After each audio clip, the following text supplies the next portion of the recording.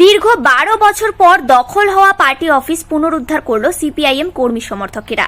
সন্দেশখালী 2 নম্বর ব্লকের কোড়াকাটি অঞ্চলের ধুচনিখালী বাজারের ঘটনা। সিপিআইএম এর অভিযোগ, তৃণমূল কংগ্রেস ক্ষমতায় আসার পরই ওই এলাকায় তাদের একটি পার্টি অফিস দখল করে নিয়ে সেখানে নিজেদের পতাকা লাগায়। সিপিআইএম এর দলীয় পতাকা ফেস্টুন সরিয়ে ফেলা হয়। কয়েকজন দলীয় নেতাকর্মীকে মারধরও করা হয় বলে অভিযোগ। অবশেষে নিজেদের দলীয় ঝান্ডা ঝুলিয়ে দখল হয়ে যাওয়া পার্টি অফিস পুনরুদ্ধার করে সিপিআইএম।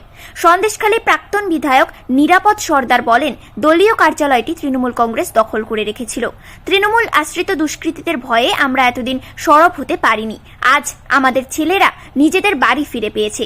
এই পার্টি অফিসে এসে গরিব মানুষেরা তাদের নিজেদের সুখ দুঃখের কথা জানাবেন। এদিন সিপিআইএম নেতা পলাশ দাস দলীয় পতাকা উত্তোলন করে উদ্ধার হওয়া পার্টি অফিসের সূচনা করেন। উপস্থিত ছিলেন কোড়াকাটি অঞ্চলের প্রাক্তন প্রধান সত্যেন্দ্রনাথ গায়েন, ডিওয়াইএফআই এর ছাত্রনেতা কারিবুল্লাহ মোল্লা সহ একাধিক স্থানীয় নেতৃত্ববৃন্দ।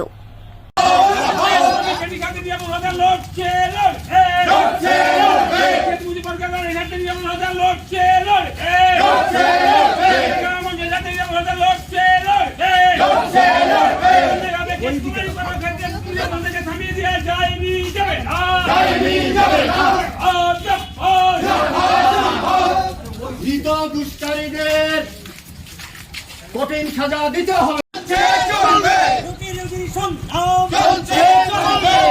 মানুষের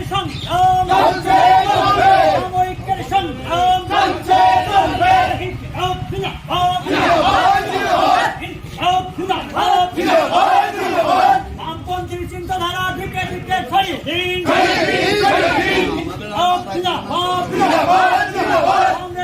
সরকার তোমায় জানাই লাখ লাখ সরকার তোমায় জানাই লাখ লাখ তোমায় জানাই লাখ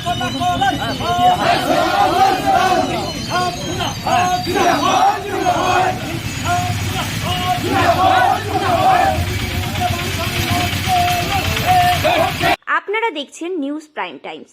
সঙ্গে থাকুন এবং দেখতে থাকুন নিউজ প্রাইম টাইমস।